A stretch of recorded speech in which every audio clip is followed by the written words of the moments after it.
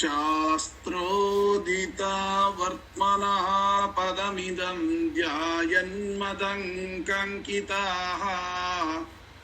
ಮನ್ಮಂತ್ರಂ ಜಪ ಶಾಸ್ತ್ರ ಸಂಪದಮತೋ ದಾಸ್ಯಾಮಿ ಭಾಗ್ಯೈ ಸಹ ತತ್ತತ್ತ್ವಮಪಿ ಬೋಧಯಾಮಿ ತದನುಪ್ರಾಪ್ಯ ಮದಂಘ್ರಿರ್ಭವೇತ್ ಇತ್ಯಾಘೋಷಯತೀವ ಯಃ ಕರಚಯೈಃ तं ವಾಜಿವಕ್ತ್ರಂ ಭಜೇ. ಅಸ್ಮದ್ಗುರುಸಮಾರಂಭಾಂ ಟೀಕಾಕೃತ್ಪಾದಮಧ್ಯಗಾಂ ಶ್ರೀಮದಾಚಾರ್ಯಪರ್ಯಂತಾಂ ವಂದೇ ಗುರುಪರಂಪರಾಂ. ಹರೇ ಶ್ರೀನಿವಾಸ ಗುರೋ ರಾಘವೇಂದ್ರ. ಶ್ರವಣ ಮಾಡುವಂತಹ ಎಲ್ಲ ಆಧ್ಯಾತ್ಮ ಬಂಧುಗಳಿಗೂ ಕೂಡ ವಂದನೆಗಳನ್ನು ಅರ್ಪಿಸುತ್ತಾ, ಬ್ರಹ್ಮರುದ್ರಾದಿ ವಂದ್ಯಂ ತ್ವಾಂ ಭಜೆ ವೆಂಕಟನಾಥ ನಿವಾರಯಿಷ್ಟಾನಿಷ್ಟಾನಿ ಸಾಧಯೇಷ್ಟಾನಿ ಮಾಧವ. ನೇ ದಿವಸ ಶ್ರೀನಿವಾಸ ಕಲ್ಯಾಣದಲ್ಲಿ ನಾವು ಆ ಸೂರ್ಯದೇವರು ಶ್ರೀನಿವಾಸನ ಹತ್ತಿರ ಮಾತನಾಡಿಕೊಂಡು ಅವನ ಅನುಗ್ರಹವನ್ನ ಪಡೆದು ಲಕ್ಷ್ಮೀದೇವಿಯನ್ನ ಕೊಂಡು ಬರಲಿಕ್ಕೆ ಸೂರ್ಯ ಹೋದ ಅಂತ. ಅಂದರೆ ಸೂರ್ಯನ ಬೆಳಕು ಹೇಗೆ ಸ್ಪಷ್ಟವೋ, ಅಂದರೆ ಸೂರ್ಯನ ಬೆಳಕನ್ನ ಕಾಣಲಿಕ್ಕೆ ಮತ್ತೊಂದು ಬೆಳಕಿನ ಸಹಾಯ ಹೇಗಿಲ್ಲವೋ ಹಾಗೆ ಮಹಾತಾಯಿಯ ಸ್ಪಷ್ಟವಾದ ಜ್ಞಾನ, ಅದನ್ನ ತಿಳ್ಕೊಳ್ಳಿಕ್ಕೆ ಮತ್ತೊಬ್ಬರ ಸಹಾಯ ಬೇಕಾಗಿಲ್ಲ ಅನ್ನುವ ತತ್ವವನ್ನ ಶ್ರೀನಿವಾಸ ಜಗತ್ತಿಗೆ ತಿಳಿಸಲಿಕ್ಕೆ ಅವಳಿಗೆ ಅಜ್ಞಾನ ಇಲ್ಲ. ಅಂದರೆ ಸೂರ್ಯನ ಬೆಳಕಿಗೆ ಹೇಗೆ ಕತ್ತಲೆ ಇಲ್ಲವೋ ಹಾಗೆ ಮಹಾತಾಯಿ ಜಗನ್ಮಾತೆ ಅವಳಿಗೂ ಕೂಡ ಅಜ್ಞಾನ ಇದೆ ಅಂತ ತಿಳಿಬೇಡಿ, ಅವಳಿಗೆ ಸರ್ವತಾ ಅಜ್ಞಾನ ಇಲ್ಲ ಎಂಬುದನ್ನ ಜಗತ್ತಿಗೆ ತಿಳಿಸಲಿಕ್ಕೆ ಶ್ರೀನಿವಾಸ ಸೂರ್ಯನನ್ನ ಕೊಟ್ಟು ಕಳಿಸಿದ ಅಂತ ವ್ಯಾಖ್ಯಾನಕಾರರ ಅಭಿಪ್ರಾಯ. ಆ ಸೂರ್ಯನೇ ಹೇಳ್ತಾನೆ, ಹೇಗೆ ಸ್ವಾಮಿ ಅವಳು ನಂಬುತ್ತಾಳ ಅಂತ ಕೇಳಿದ್ರೆ, ಮನ್ಮಾಯಯ ಮೋಹಿತ ಸಾ ಭವಿಷ್ಯತಿ ನ ಸಂಶಯ ಇತ್ಯುಕ್ತಂ ಪ್ರಣಿಪತ್ಯಾತ ವಾಸುದೇವಂ ವ್ರತೆ ಸ್ಥಿತಃ. ಅಲ್ಲಿ ಹೇಳ್ತಾ ಇದ್ದಾರೆ, ನೋಡಪ್ಪ, ನನ್ನ ಮಾಯೆಯಿಂದ ಮೋಹಿತಳಾಗುತ್ತಾಳೆ, ಅದರಲ್ಲಿ ನ ಸಂಶಯ, ಸಂಶಯವೇ ಇಲ್ಲ ಅಂತನ್ನುವ ಅರ್ಥದಿಂದ ಕೂಡಿದ ಶ್ಲೋಕ ಕಾಣುತ್ತೆ.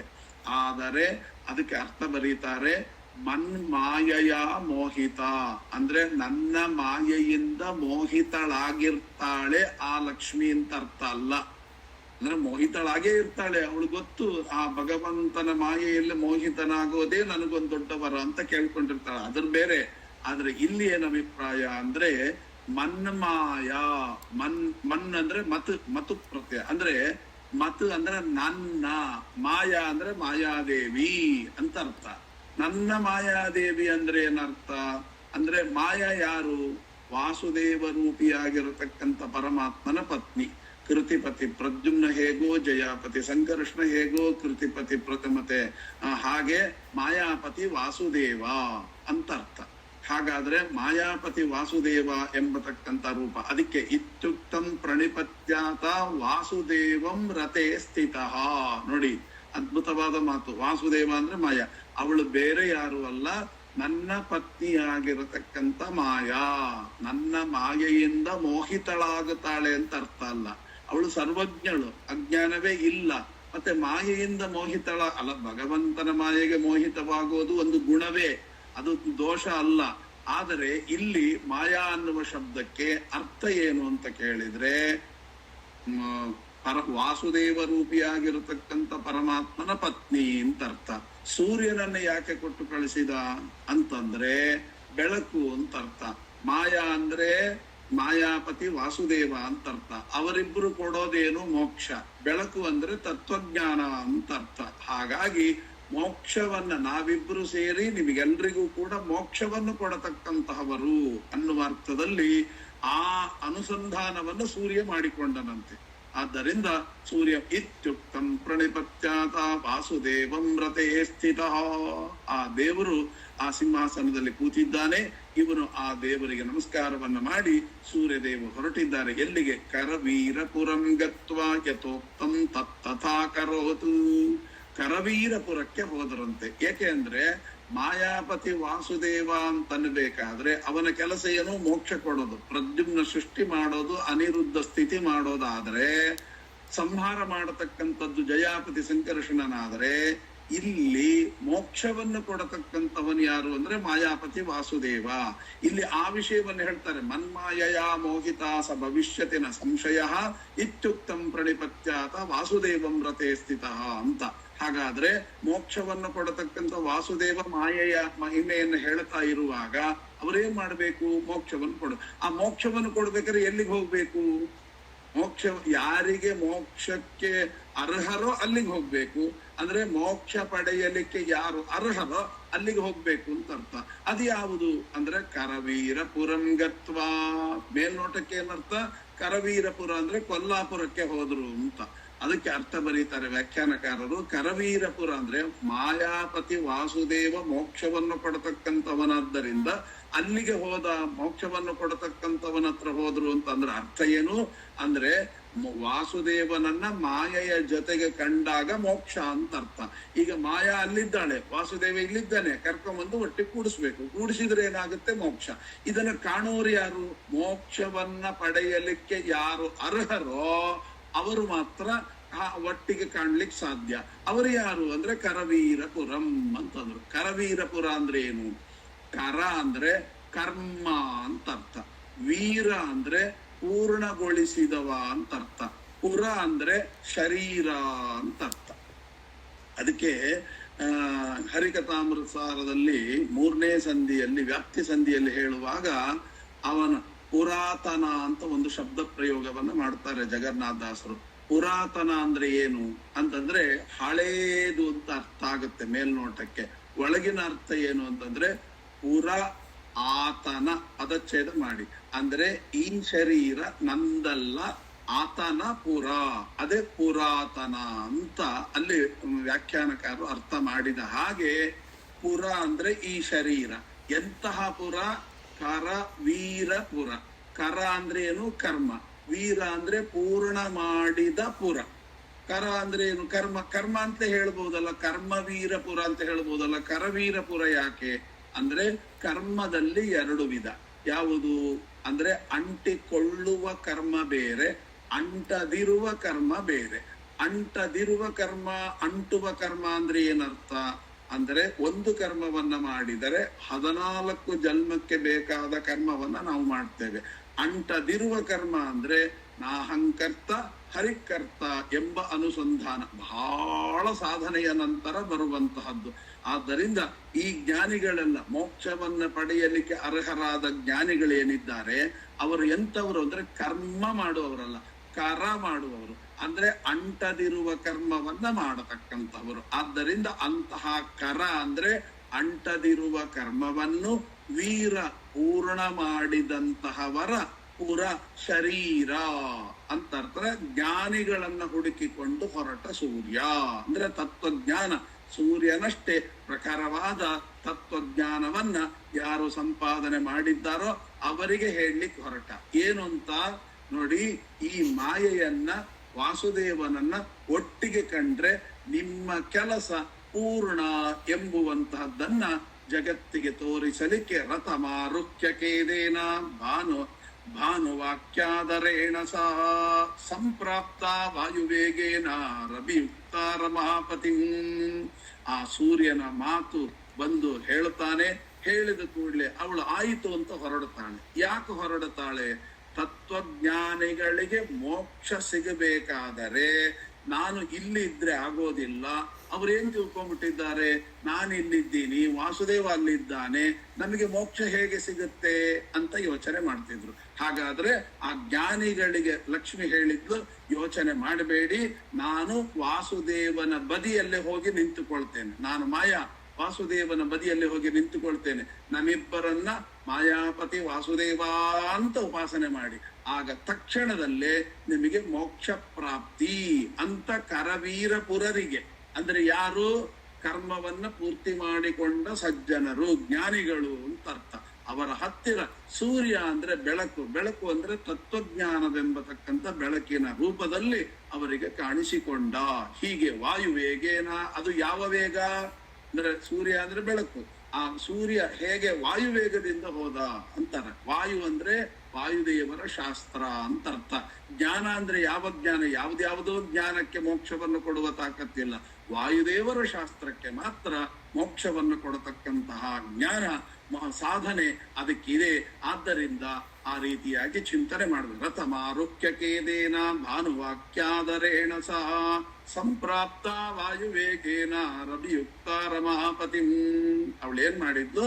ಆ ಮಾಯ ಎಂಬತಕ್ಕಂತ ಮಹಾತಾಯಿ ವಾಸುದೇವ ಎಂಬತಕ್ಕಂತ ಶ್ರೀನಿವಾಸನ ಬಳಿಗೆ ಹೋದರು. ತದಾಗಮನ ವಾರ್ತಾಂಚ ಶ್ರುತ್ವಾ ತಸ್ಮಿನ್ ಕ್ಷಣೇ ಹರಿಹಿ. ಆಕೆಯನ್ನು ನೋಡಬೇಕು ಎಂಬ ಅಪೇಕ್ಷೆಯಿಂದ ಅವ ಹೇಗೆ ಹೋದ? ದರ್ಶನಾಪೇಕ್ಷಿ ಹಿ ಅಶಕ್ತ ಇವ ಸಮ್ಮುಖಂ. ಅಂದ್ರೆ ಏನು ತನಗೆ ಕೈಲೇ ಆಗೋದಿಲ್ಲ ಅನ್ನುವ ಹಾಗೆ ಒದ್ದಾಡ್ಕೊಂಡು ಅಮ್ಮ ಅಪ್ಪ ಅಂತ ಅನ್ಕೊಂಡು ಹೋದ ಅಂತ ಶ್ಲೋಕ. ಹಾಗೆ ಅರ್ಥ ಮಾಡಿಬಿಟ್ರೆ ಮತ್ತೆ ಏನರ್ಥ ಅಂದ್ರೆ ಅಶಕ್ತ ಇವ ಸಮ್ಮುಖಂ.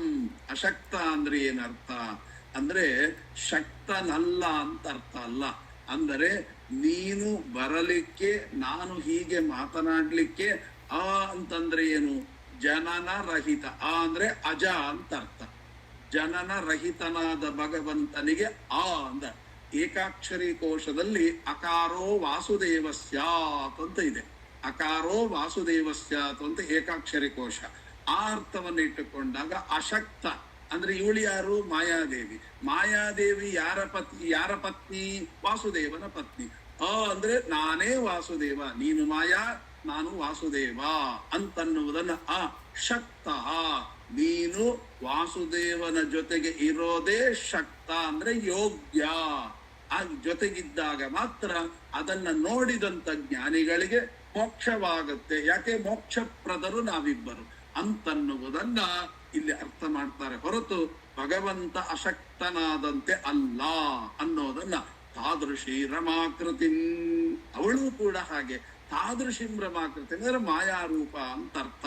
ತದದ್ಭುತಂ ಇವಂ ವಾಕ್ಯಂ ದೇವಾನಾಂ ಪೂರ್ವದೇವಾನಾಂ ಮುನೀನಾಂ ಊರ್ಧ್ವರೇತಸಾಂ. ಅದು ಹೇಗೆ ಕಾಣ್ತಿತ್ತು ಅಂದ್ರೆ ನೀವೇನೋ ಎಳುದು ಅರ್ಥ ಹೇಳ್ತಾ ಇದ್ದೀರಿ. ಅದು ಆ ರೀತಿಯಾಗಿ ಕಾಣ್ತಾ ಇಲ್ವಲ್ಲ. ಏನೋ ಅವರು ಮೋಹಿತರಾದಂತೆ ಇವನು ಅಶಕ್ತನಾದಂತೆ ಕಾಣ್ತಾ ಉಂಟಲ್ವಾ ಅಂತ ನಮಗೊಂದು ಸಂಶಯ ಬರೋದುಂಟು. ಹೌದು, ನೀವೇನೋ ಶ್ಲೋಕಕ್ಕೆ ಎಳೆದು ಆ ವ್ಯಾಖ್ಯಾನಕಾರರು ಹಾಗೆ ಹೇಳಿದ್ದಾರೆ, ಆದ್ದರಿಂದ ಹೀಗರ್ಥ ಅಂತ ಬರ್ತ್ರಿ. ಆದರೆ ನಿಜವಾಗಿ ಮೇಲ್ ನೋಡುವಾಗ ಇವಳು ಏನೋ ದುಃಖ ಪಟ್ಟಂತೆ ಕಾಣ್ತಾ ಇದೆ. ಆ ಶ್ರೀನಿವಾಸನು ಕೂಡ ಅಯ್ಯೋ ನನಗೆ ಆಗ್ತಾ ಇಲ್ಲ ಅಂತನ್ನುವ ಹಾಗೆ ಮಾತನಾಡ್ತಾ ಇದ್ದಾನಲ್ಲ ಅಂತಂದ್ರೆ ಅದಕ್ಕೆ ಹೇಳಿದ್ರು ಹಾಗಲ್ಲ. ರಾಕ್ಷಸಾನಾಂ, ಅದಕ್ಕೆ ಅದ್ಭುತವಾದ ಮಾತು. ಅಸುರರಿಗೆ ಮೋಹ ಉಂಟು ಮಾಡುವುದಕ್ಕಾಗಿ ತಾನು ಹಾಗೆ ಮಾಡಿದ್ದು. ಅಂದ್ರೆ ಅಲ್ಲಿ ನೋಡಿ, ಆ ವಾಕ್ಯವನ್ನ ಕೇಳಿದ ಕೂಡಲೇ ತದದ್ಭುತಮಿವಾಕರೋತು. ಅವ್ರು ಏನು ಮಾಡಿದ್ರು ಅಂತಂದ್ರೆ ರಾಕ್ಷಸರೆಲ್ಲರೂ ಕೂಡ ಮೋಹಿತರಾದರು. ಅಂದರೆ ಏನರ್ಥ? ಆ ರೀತಿಯಾಗಿ ಮಾಡಿದ್ಯಾವುದು? ಹಾಗಾದ್ರೆ ನಾನು ಮೋಹ ಹೋಗ್ತೇನೆ, ದೇವರು ಹೀಗೆ ದುಃಖ ಪಟ್ಟಿರ್ಬಹುದು ಅಂತಂದ್ರೆ ನೀವು ಅಸುರರು ಅಂತ ಅರ್ಥ. ಅಸುರರಿಗೆ ಮಾತ್ರ ಇಂತಹ ಜ್ಞಾನ ಬರುತ್ತೆ. ದೇವಾನಾಂ ಮುನೀನಾಂ ಊರ್ಧ್ವರೇತಸಾಂ ಆನಂದಂ ಅಭೂತ್ ಅಂದ್ರೆ ಏನರ್ಥ? ದೇವತೆಗಳಿಗೂ ಮತ್ತು ಊರ್ಧ್ವರೇತಸರಿಗೂ ಅಂದ್ರೆ ಮುನಿಗಳಿಗೂ ಪರಮಾನಂದ, ವಿಡಂಬನೆಯನ್ನು ನೋಡಿ ಆನಂದ ಪಟ್ರು. ಈ ವಾಕ್ಯವನ್ನಿಟ್ಟುಕೊಂಡ್ರೆ ಅದೆಲ್ಲ ವಿಡಂಬನೆ. ಯಾಕೆ? ದೇವತೆಗಳು ಅದನ್ನ ವಿಡಂಬನೆ ಅಂತ ತಿಳ್ಕೊಂಡ್ರು, ಋಷಿ ಮುನಿಗಳು ಅದನ್ನ ವಿಡಂಬನೆ ಅಂತ ತಿಳ್ಕೊಂಡ್ರು. ಮತ್ತೆ ಅದು ನಿಜವಾಗಿ ದುಃಖ ಪಟ್ಟದ್ದು ಅಂತ ತಿಳ್ಕೊಂಡವರು ರಾಕ್ಷಸರು ಅಂತ ಡಿವೈಡ್ ಮಾಡಿ ನಮ್ಗೆ ಕೊಟ್ಟ ಮೇಲೂ ಕೂಡ ನಾವು ಅದನ್ನ ನಾಟಕ ಅಂತ ತಿಳಿಯದೆ ದುಃಖ ಪಟ್ಟರು ನಿಜವಾಗಿ ಅಂತ ತಿಳ್ಕೊಂಡ್ರೆ ಯಾವ ಕ್ಯಾಟಗರಿ ಒಳಗೆ ಸೇರ್ತೀವಿ ಅಂತ ಅನ್ನೋದನ್ನ ಮುಂದಿನ ಶ್ಲೋಕದಲ್ಲೇ ನಮ್ಗೆ ಹೇಳಿದ್ದಾರೆ. ಆದ್ದರಿಂದ ಅವರು ದುಃಖ ಪಟ್ಟಿದ್ದಲ್ಲ, ದುಃಖ ಪಟ್ಟವರಂತೆ ನಟಿಸಿದರು. ಆಮೇಲೆ ಭೇಜೆ ಭುಜಂಗ ಭೂಪಸ್ಯ ವಾಮಂ ಸಂಸ್ಥಾಪ್ಯ ವೈ ಭುಜಂ ತಥಾ ಪರಂ ಬ್ರಹ್ಮಕಂಠೆ ನಿದಾಯಾಗಾತ್ ಸ್ವಯಂಭುವಃ.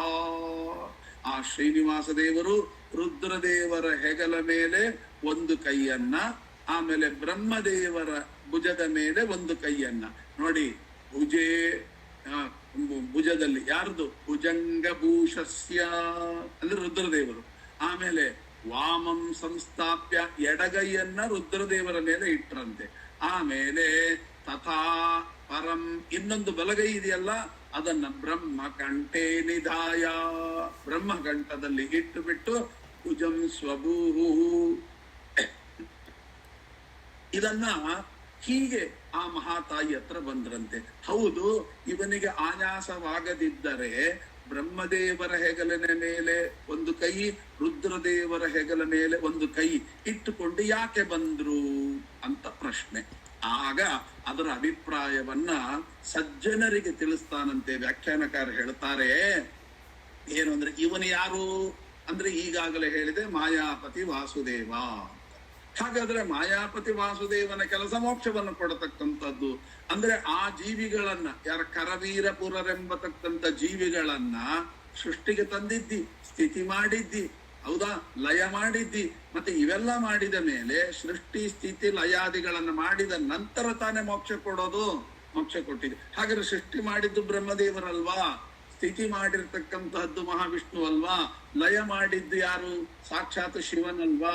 ಮತ್ತೆ ಆಗ ನಿಮ್ದು ಉತ್ತರ ಏನು ಅಂತಂದ್ರೆ, ಅವರ ಭುಜದ ಮೇಲೆ ಕೈಯನ್ನ ಇಟ್ಟುಕೊಂಡು ಸೃಷ್ಟಿ ಮಾಡಿದ ಬ್ರಹ್ಮನ ಒಳಗಡೆ ಇರುವ ಬ್ರಹ್ಮ ನಾನೇ ಅಂತ ತಿಳಿಸ್ಲಿಕ್ಕೋಸ್ಕರವಾಗಿ ತನ್ನ ಕೈಯನ್ನ ಅವನ ಭುಜದ ಮೇಲೆ ಇಟ್ಟು ಇವನ ಒಳಗಿರತಕ್ಕಂತಹ ಬ್ರಹ್ಮರೂಪನಾದಂಥವನು ನಾನೇ, ಎಡಗೈಯನ್ನ ರುದ್ರದೇವರ ಮೇಲೆ ಇಟ್ಟು ಆ ರುದ್ರದೇವರ ಒಳಗಿರತಕ್ಕಂಥ ರುದ್ರರೂಪ ನಾನೇ. ಬ್ರಹ್ಮಣಿ ಬ್ರಹ್ಮರೂಪೋಸೌ ಶಿವರೂಪಿ ಶಿವೇ ಸ್ಥಿತ. ಅವರೊಳಗೆ ನಿಂತುಕೊಂಡು ವ್ಯಾಪಾರ ಮಾಡಿ, ಈ ತರ ಒಬ್ಬರೊಳಗೆ ನಿಂತುಕೊಂಡು ಸೃಷ್ಟಿ, ಒಬ್ಬರೊಳಗೆ ಕೊಟ್ಕೊಂಡು ಲಯ ಮಾಡಿದರೆ ಮೋಕ್ಷವನ್ನು ಕೂಡ ಇನ್ನೊಬ್ಬರೊಳಗೆ ನಿಂತುಕೊಂಡು ಮಾಡಬಹುದಲ್ವಾ ಅಂತಂದ್ರೆ ಇಲ್ಲ. ಮೋಕ್ಷ ವಿಷ್ಣುರಹಿತಾತ ಮೋಕ್ಷಸ್ಯ ವಾಯುಶ್ಚ ತದನುಜ್ಞಯ.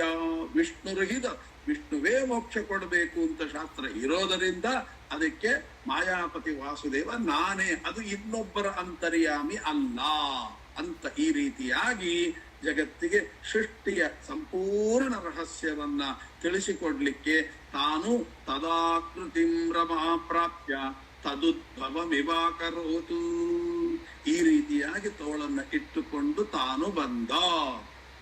ಹೀಗೆ ಬಂದ ಮೇಲೆ ಏವಂ ಭೂತಂ ಶ್ರೀನಿವಾಸಂ ದದರ್ಶ ಕಮಲಾಲಯ ತದಾ ರಥಾದುತ್ತೀರ್ಯ ವೇಗೇನ ಕಿಂಚಿದಾಸ್ಯಂಬುಜಾಂ ಚಂಪಕಂ ಪುಷ್ಪ ನಿಚಯಂ ವಿಕೀರ್ಯ ಪದ ಪಂಕಜೇ. ಏನು ಅದ್ಭುತ, ಒಂದೊಂದು ಶ್ಲೋಕಕ್ಕೂ ಅದ್ಭುತವಾದ ಅರ್ಥಗಳು. ಏನು ಅಂದ್ರೆ, ಅವಳು ರಥದಿಂದ ಇಳಿದ್ಲಂತೆ ಮಾಯಾ. ಇಳಿದು ಏನ್ ಮಾಡಿದ್ಲು ಮಹಾತಾಯಿ, ವಾಸುದೇವನ ಪಾದದ ಮೇಲೆ ಚಂಪಕಂ ಪುಷ್ಪ ನಿಚಯಂ ವಿಕೀರ್ಯ ಅಂದ್ರು. ಚಂಪಕಂ ಅಂತ ಅರ್ಥ ಆಯ್ತಲ್ಲ. ಚಂಪಕ ಅನ್ನುವ ಶಬ್ದಕ್ಕೆ ಸೇವಂತಿ ಅಲ್ಲ, ಸಂಪಿಗೆ ಹೂವು ಅಂತ ಅರ್ಥ. ಸಂಸ್ಕೃತದಲ್ಲಿ ಸಂಪಿಗೆ ಹೂವಿಗೆ ಏನಂತ ಕರೀತಾರೆ, ಚಂಪಕ ಪುಷ್ಪ ಅಂತ ಕರೀತಾರೆ. ಚಂಪಕ ಅಂದ್ರೆ ಇದು ಸಂಪಿಗೆ ಹೂವು ಅಂತ ಅರ್ಥ. ಹಾಗಾದ್ರೆ ಇಲ್ಲಿ ಸಂಸ್ಕೃತದಲ್ಲಿ ಚಂಪಕ ಪುಷ್ಪ ನಿಚಯಂ ಪಾದ ಪಂಕಜ ವಿಕೀರ್ಯ ಅಂದ್ರೆ ಅವನ ಎರಡೂ ಪಾದಗಳಿಗೂ ಕೂಡ ಚಂಪಕ ಪುಷ್ಪವನ್ನ ಸುರಿದಳು. ಏನಂತಾರೆ, ಸಂಪಿಗೆ ಹೂವನ್ನ ಎರಡೂ ಪಾದಗಳಿಂದ ಮುಚ್ಚಿದಳು ಅಂತ ಅರ್ಥ. ಏನು ಚಂಪಕ ಅಂದ್ರೆ ಸಂಸ್ಕೃತದಲ್ಲಿ ಅರ್ಥ ಏನು ಅಂತಂದ್ರೆ, ಪ ಅಂದ್ರೆ ಪಾತಿ, ಪಾತಿ ಅಂದ್ರೆ ಕುಡಿಯೋದು ಅಂತ ಅರ್ಥ. ಪಾತಿ ಅಂದ್ರೆ ಕುಡಿಯೋದು. ಕ ಅಂದ್ರೆ ಸುಖ, ಅಂದರೆ ಜ್ಞಾನ ಅಂತ ಅರ್ಥ. ಮೋಕ್ಷವನ್ನ ಪಡೆಯಲಿಕ್ಕೆ ಎಷ್ಟು ತತ್ವಜ್ಞಾನ ಬೇಕೋ ಅದನ್ನೆಲ್ಲವನ್ನು ಚಂಪಯತಿ ಅರಗಿಸ್ಕೊಂಡಿದ್ದಾರೆ. ಅಂದರೆ ಯಾರ್ಯಾರು ಮೋಕ್ಷಕ್ಕೆ ಬೇಕಾದ ಸಾಧನೆಯನ್ನ ಪರಿಪೂರ್ತಿ ಮಾಡಿಕೊಂಡಿದ್ದಾರೋ ಅವರು ಚಂಪಕರು. ಅಂತವರನ್ನೆಲ್ಲ ಭಗವಂತನ ಪಾದದ ಬುಡಕ್ಕೆ ತಂದು ಸುರಿದಳು. ಅಂದರೆ ಯಾರ್ಯಾರು ಮೋಕ್ಷಕ್ಕೆ ಹೋಗಲಿಕ್ಕೆ ಅರ್ಹರಿದ್ದಾರೋ, ಆ ಭಗವಂತನ ಅನುಗ್ರಹಕ್ಕೆ ಪಾತ್ರಭೂತರೋ, ಆ ಎಲ್ಲ ಮೋಕ್ಷೋಪಯೋಗಿ ಜೀವರಾಶಿಗಳನ್ನ ತಂದು ಆ ಭಗವಂತನ ಪಾದದ ಮೇಲೆ ಹಾಕಿ, ಸ್ವಾಮಿ ಇವರಿಗೆ ನೀವು ಮೋಕ್ಷವನ್ನ ಕೊಡಬಹುದು ಅಂತ ಈ ರೀತಿಯಾಗಿ ಮಾಯಾಪತಿ ವಾಸುದೇವನ ಮುಂದೆ ಮಾಯಾದೇವಿ ಈ ಚಂಪಕರನ್ನ ಅರ್ಥಾತ್ ಮೋಕ್ಷಕ್ಕೆ ಸಾಧನೆಯನ್ನು ಮಾಡಿಕೊಂಡು ಪರಿಪೂರ್ಣರಾದಂತಹ ಜೀವರಾಶಿಗಳನ್ನ ತಂದು ಪಾದದ ಮೇಲೆ ಸುರಿದ್ರು ಅಂತನ್ನುವ ಅರ್ಥವನ್ನ ಬರೆದ್ರು. ಆಗ ಭಗವಂತ ಏನು ಮಾಡಿದ ಎಂಬತಕ್ಕಂಥ ವಿಚಾರವನ್ನ ಕೊಟ್ಟ ಸಮಯಾವಕಾಶದಲ್ಲಿ ಮುಗಿಸಿ ನಾಳೆ ದಿವಸ ಇದರ ಮುಂದಿನ ಚಿಂತನೆಯನ್ನ ಮಾಡೋಣ ಅಂತ ಹೇಳ್ತಾ ಅಯಂ ಶ್ಲೋಕಾಭಿಪ್ರಾಯ ಅಕ್ಷಯಂ ಕರ್ಮ ಯಸ್ಮಿನ್ ಪರೇ ಸ್ವರ್ಪಿತಂ ಪ್ರಕ್ಷಯಮ್ಯಾಂತಿ ದುಃಖಾನಿ ಯನ್ನಾಮತ ಅಕ್ಷರೋ ಯೋಜನ ಸರ್ವದೈವಾಮೃತಃ ಕುಕ್ಷಿಗಂ ಯಸ್ಯ ವಿಶ್ವಂ ಸದಾ ಜಾದಿಕಂ ಪ್ರೇಣಯಾಮೋ ವಾಸುದೇವಂ ದೇವತಾಮಂಡಲ